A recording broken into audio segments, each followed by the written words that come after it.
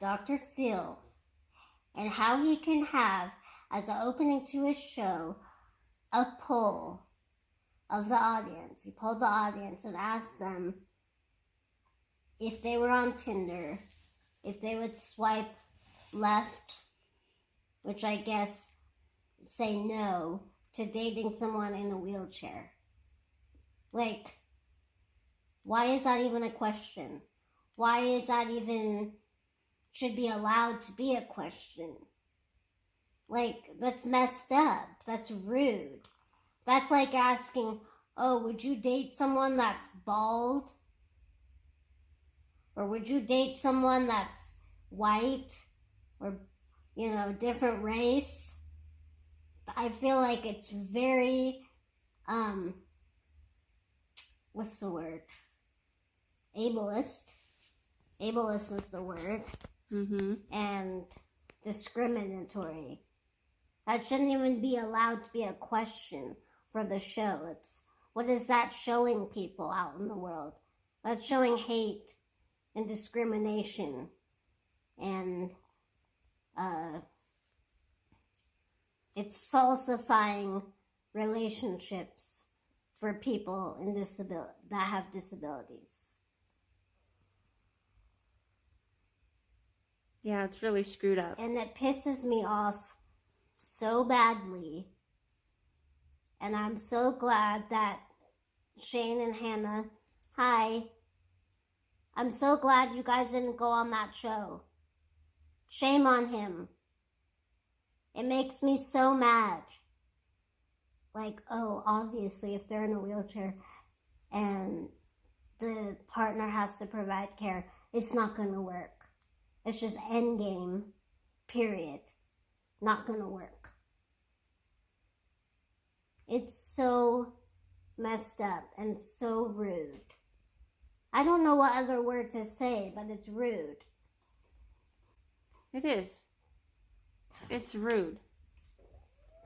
And I know Dr. Phil is like Jerry Springer, that it's like all about sensationalism. But people really take him seriously, and he really spreads the wrong message about a lot of things. And it's just not fair. It's rude. It's a good way to describe it, right? Rude. Rude is a good word. Yeah, it's rude. And Hannah, thank you for being an able-bodied person who doesn't think like he does. Thank you for seeing that two people can share love despite what form they're in. Obviously, you're a good person, and the hell with what everyone says about you and Shane's relationship. That you're in it for money or you're in it for fame or whatever it is. Screw them. I'm sure people have said the same thing about my spouse. But why is she with her? People have said it. Why is she with her? I've had a friend tell me personally that their ex-partner at the time asked my friend, oh, why is Angie with Haley? What does Haley provide for Angie? Obviously, she can't do much. Yeah, I was told that. Hold on, I'm going to flip it. You want to know what my wife provides for me? This beautiful woman that I have the privilege to even have in my life, let alone be married to. This amazing, witty, smart, funny, loving, beautiful woman. You want to know what she provides for me? Everything. The world. And I'm in love with her, and she's in love with me. And screw the haters. You can make judgments all you want. I'm sorry that you don't have anyone so amazing in your life that you can just be so proud of and grateful for. That's sad for you. But I am so grateful for my wife. I am undeserving of her. She is amazing. And anybody whose life she's in knows that. We are a couple that has been going strong for 9, almost 10 years. So when Dr. Phil says interabled relationships can't work where one partner is the caregiver, 100 out of 100 times. Obviously, he can't do math because here we are. And look at Shane and Hannah. They're doing just fine. So step off with the sensationalism and the hate because you're just plain damn wrong. I have friends that are disabled, that are in relationships, and they're doing just fine. Yeah, maybe their spouse isn't their sole caregiver, but they still provide care for them. Like Hannah said, it's hard not to when you're in a relationship with someone that needs care. What are you gonna do? Just ignore everything that they need? You know, like, it's impossible. It If is. you love the person, it doesn't matter. You do what you need to do. If you really are in love and you love them, you do what you need to do and you don't even give it a second thought. I've never given anything a second thought. You know, it's... like, yes, I do have caregivers. I'll put it out there. I do have caregivers. But you know what? I've had months where I didn't have a caregiver and Angie had to do it all. Did we survive? Yes. Was it abusive? No. Healthy relationship. That's what it is. It's a healthy relationship. It doesn't have to do with the disability. Just like Hannah said, what does that have to do with it? Yeah, if someone's in a toxic relationship, they're in a toxic relationship. It doesn't matter if they're able-bodied or not. Like, you know, the point is, obviously, we're not denying that when the spouse is also a caregiver, things can get stressful. I'm not saying it doesn't. Right. Okay, it does. But it can work. When you love the person you're with, you make it work. I'm sure other couples that are perfectly healthy in their relationship also have struggles and barriers, and they make it work. Because that's what people in healthy, loving relationships do. You know, most of my friends are able-bodied. I don't have very many friends that are quote-unquote disabled. I grew up in a very small town, and there was only one student really growing up in my school in a wheelchair, and that was me. There wasn't a lot of handicapped people around.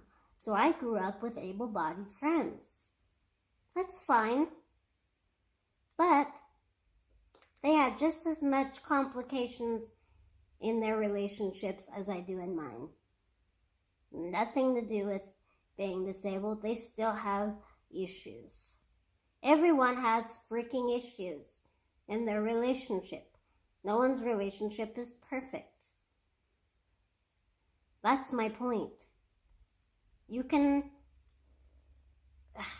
I wish I can go on Dr. Phil and say this stuff to him directly.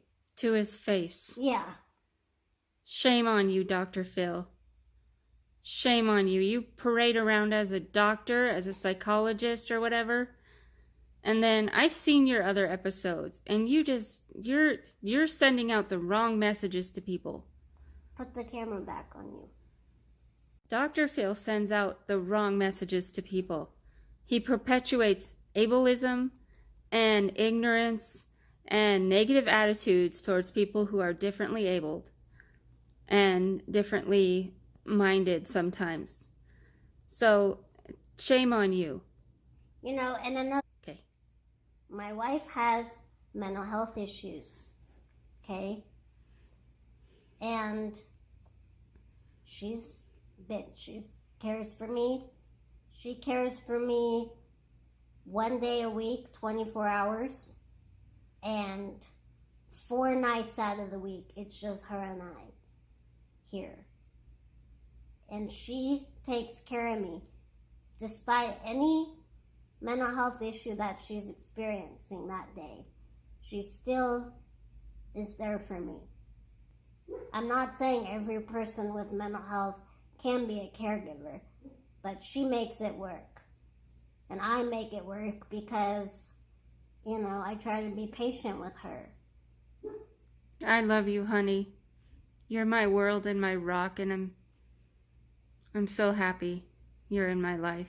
I'm so happy that you're in my life, honey, and I just hope that you know that I appreciate the care that you do for me. And I would never go back and change the decision I made of asking you to be mine and responding to your message on Match almost 10 years ago. I love you. And, yeah, relationships take work. But all relationships take work. And if you love the person enough, you can make it work despite any position you're in. Physical or physically disabled or not, mentally disabled or not. You can make love work. Period. End of story. So props to Hannah and Shane, Squirmy and Grubs, for putting out their video about turning down being on the Dr. Phil show. Well, I don't agree with that statement. Sometimes love isn't enough. Bullshit. If you love somebody, you're gonna fight like hell for them. Uh-huh. That's all there is to it. And that's, in my view, that's how you do it. Did you hear that, everybody? If you love somebody, you're going to fight like hell for them. You're going to stop at nothing. Preach. Okay.